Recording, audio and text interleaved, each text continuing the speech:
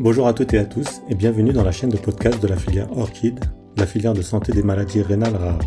Cette nouvelle série de podcasts est dédiée au protocole de diagnostic et de soins ou PNDS sur le syndrome hémolytique et urémique ou CHU. Ce PNDS a été publié en 2021 sur le site de la HAS, la Haute Autorité de Santé, et a été coordonné par le professeur Éric Rondeau, membre du Centre de référence des microangiopathies thrombotiques, CNRMAT, et par le Dr Anne-Laure Cellier-Leclerc, membre du Centre de référence des maladies rares rénales de la Réunion et du Grand Est, ou MAREJ, sous l'égide de la filière ORCID et de la filière MARI. Avec le Dr Emery, nous allons parler aujourd'hui des formes secondaires de CHU. Bonjour docteur. Bonjour Tariq, bonjour à tous. Alors docteur, qu'appelle-t-on exactement un CHU secondaire ? Alors, un CHU secondaire, c'est une microangiopathie thrombotique qui va survenir dans un contexte d'une autre maladie ou d'une exposition particulière, contrairement au CHU typique ou au CHU atypique primitif.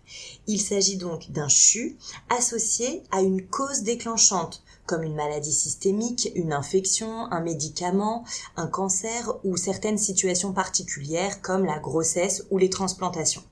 Chez l'adulte, ces formes secondaires sont en réalité les causes les plus fréquentes de MAT, ce qui rend indispensable une enquête étiologique rigoureuse devant toute suspicion de CHU. Quelles sont les maladies auto-immunes les plus souvent impliquées ? Les principales maladies systémiques associées sont le lupus érythémateux systémique, le syndrome des antiphospholipides et la sclérodermie systémique. Dans le lupus, la microangiopathie peut s'intégrer avec une poussée de la maladie avec atteinte rénale et nécessite souvent un traitement immunosuppresseur.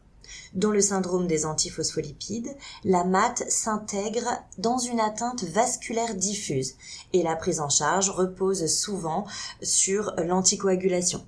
Dans la sclérodermie, il peut s'agir d'une crise rénale sclérodermique qui est une urgence caractérisée par une hypertension sévère et une insuffisance rénale aiguë, dont le traitement repose principalement sur les inhibiteurs de l'enzyme de conversion. Vous avez mentionné les médicaments un peu plus tôt comme cause déclenchante. Comment peuvent-ils induire un CHU ? Oui, c'est un point essentiel parce que de nombreux médicaments peuvent induire une MAT.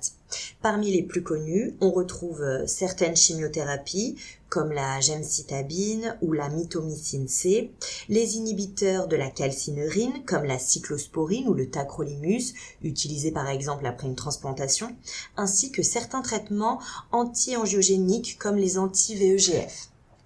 Le message important pour les cliniciens est simple, devant toute MAT, il faut toujours réaliser une revue complète des traitements récents ou en cours, car l'arrêt du médicament suspect est souvent la première mesure thérapeutique. Vous évoquez aussi la grossesse comme un facteur déclenchant. Pouvez-vous nous en dire un peu plus, Dr Emery ? Oui, et c'est un contexte particulièrement complexe. La grossesse, en fait, peut déclencher plusieurs types de MAT qu'il faut impérativement distinguer parce que les traitements sont radicalement différents. La prééclampsie et le HELP syndrome surviennent typiquement avant ou juste après l'accouchement et guérissent spontanément après la délivrance. En revanche, une MAT apparaissant 2 semaines ou plus après un accouchement normal doit faire évoquer en priorité un CHU atypique et justifie l'exploration du complément et souvent le traitement par eculizumab. Un PTT, c'est-à-dire un purpura thrombotique thrombocytopénique, doit aussi être toujours éliminé par le dosage de la DAMS 13. Dr Emery, je crois savoir qu'il y a une cause métabolique rare chez l'enfant. Effectivement, il s'agit du déficit en cobalamine C. C'est une maladie génétique rare du métabolisme de la vitamine B12. Elle peut se révéler par un CHU associé à des signes neurologiques, un retard du développement ou des troubles visuels.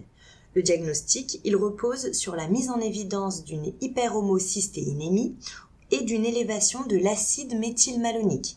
C'est un diagnostic crucial parce qu'en fait, il existe un traitement spécifique, notamment par hydroxycobalamine, qui peut améliorer significativement le pronostic s'il est instauré précocement. Nous arrivons bientôt à la fin de cet épisode. Un message de conclusion pour nos auditeurs médecins ? Oui, je dirais que devant une microangiopathie thrombotique, il ne faut jamais conclure trop vite à un CHU atypique ou typique sans avoir recherché une cause secondaire. Ça implique une analyse du contexte clinique, des traitements, des maladies associées et des situations particulières comme la grossesse ou la transplantation. Et comme toujours dans les maladies rares, il est essentiel de discuter des dossiers avec un centre de référence des microangiopathies thrombotiques afin d'optimiser la prise en charge. Merci beaucoup docteur. Le prochain épisode sera le dernier de la série et nous verrons comment vivre avec un CHU au quotidien.